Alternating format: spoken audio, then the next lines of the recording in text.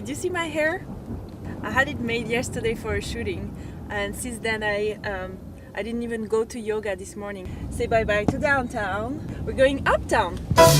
Today I'm taking you to a very special event, Stella McCartney's pre-fall presentation. Even more special, I got to meet Stella for the first time of my life. If you know what a fan I am of her, you will understand. And pardon my super crazy fan attitude. You look great. What do you do? How do you keep like so looking so good and like so? How do you keep relaxed? Do you do yoga? Whatever. I'm not so relaxed at the moment. I think you look fantastic. Not the most relaxed person right now. What do I do? And number one, that's very kind of you, and I don't believe you for a minute. Thank you. No. I think that I don't know. It's I fine. think If that I I try and keep fit. Yeah. I try and look after myself. I don't eat meat. Yeah. And I don't eat fish, but I eat everything else. Uh-huh. And I think I exercise and I try and and get away from all of this. Oh, is there? I think just take it when you can get it. Yeah. I'm one of those. Yeah. But I try and keep when I do have a minute. I go to the country at weekends and I ride my horse and I get outside and I kind of that's how I kind of get a minute to myself. I think. Yeah. Each time a friend of mine who works in fashion tells me about having a baby, she's like, I'm gonna have to miss a fashion week.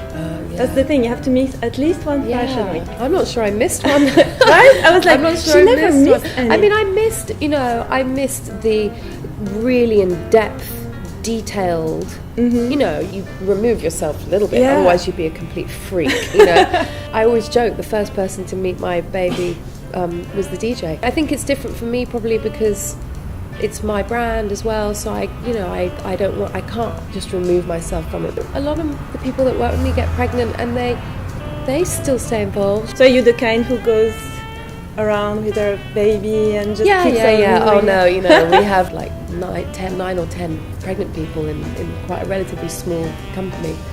If there's any issues at home, you just drop your work immediately and you go, oh my God, Yeah. There's nothing more important than your health and your family. I think people work better when they're afforded to be themselves.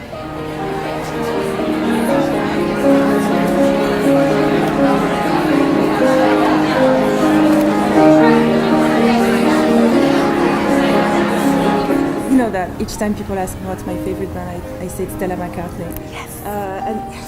Yes. That's so nice. That's a big compliment. There's a lot of brands. When I first started working in fashion, these collections were so unimportant. I don't think the designers even designed them. They didn't. I'm sure some today still don't. They were really unimportant for the creative side, very important for the business side.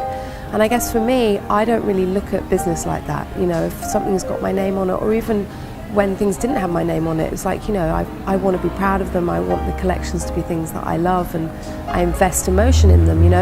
When I grew up, I wanted to be a fashion designer. I loved fashion. I lived in the countryside, and I travelled a lot. But the majority of the time I was going to school, and I was living on a farm. And I aspired to this kind of glamorous world.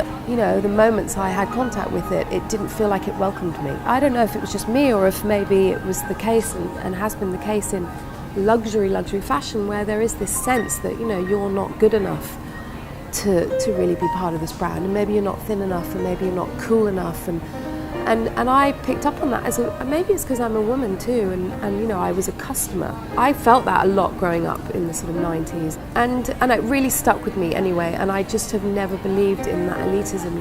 It's always felt wrong to me. It's not so much conscious now in the brand because it's just so honest. It's just sort of an honest kind of effortless approach to everything.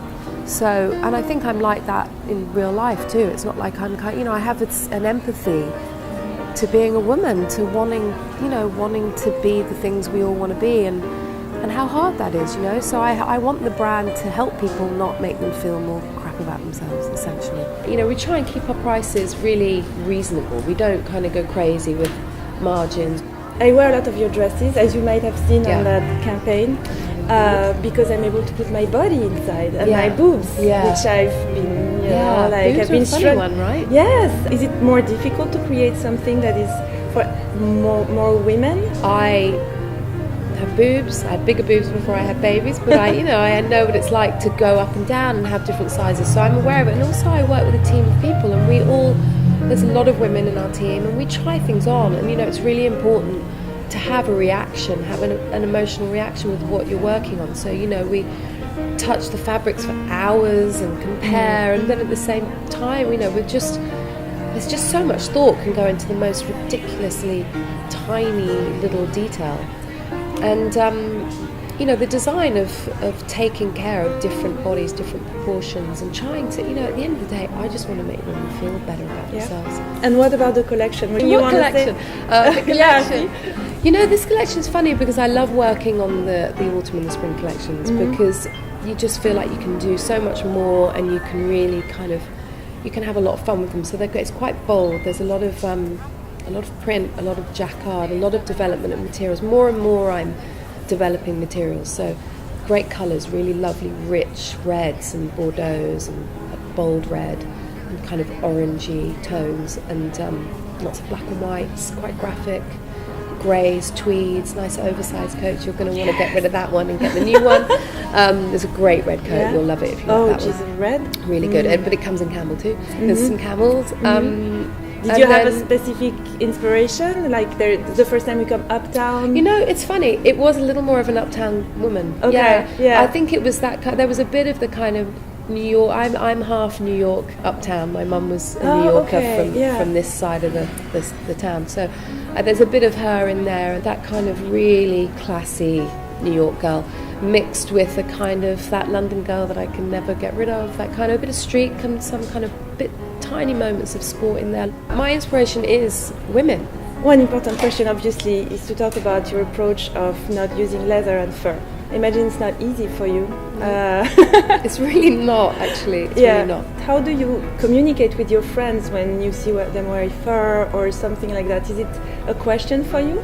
I think I've kind of slightly grown in the sense on that one. When I was younger, I was very adamant about it. I was very like, and I would be very vocal, and I would challenge people, in the street. I'd be like, what are you, is that a dead animal? Like, what are women in huge fur coats walking their dog. I'd be like, what's the difference? Like, tell me. I think, for me, I don't do it for other people. I do it because it's what I believe in. I really believe in it for a million different reasons. And so, I can only do what I feel is right and practice what I preach. So I do that in my business. I think it's really interesting and exciting beyond the ethics of it or beyond any of it. I think it's really interesting to approach any industry in a different way, even if it was just that I only use the colour red. I think it's an interesting thing to do in the world that we live in. I think it's very interesting to do it in the luxury fashion, area, because people just don't do it.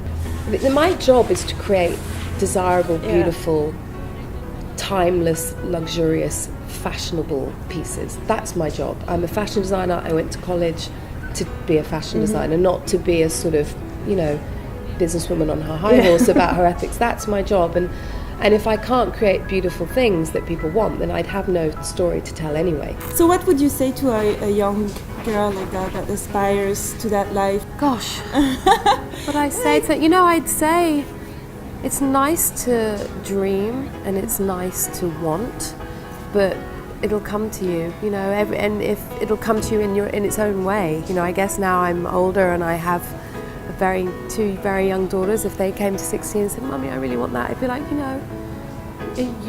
it'll come to you and it'll come in your own way. You can make things your own in a sense, I think if you really want the thing, then you're going to have to go and work to get it, or you're going to have to save up, or you're going to have a sense of belonging. Awesome. Good. It's nice to meet you. It's so nice to meet you. My God. I'm so moved. I'm like, oh, she's cute.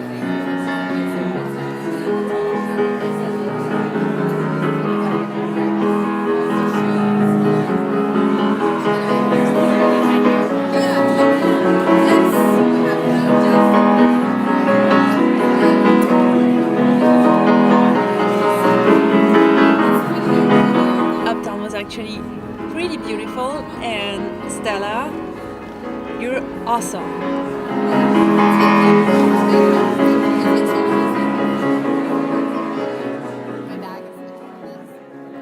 I have the 24/7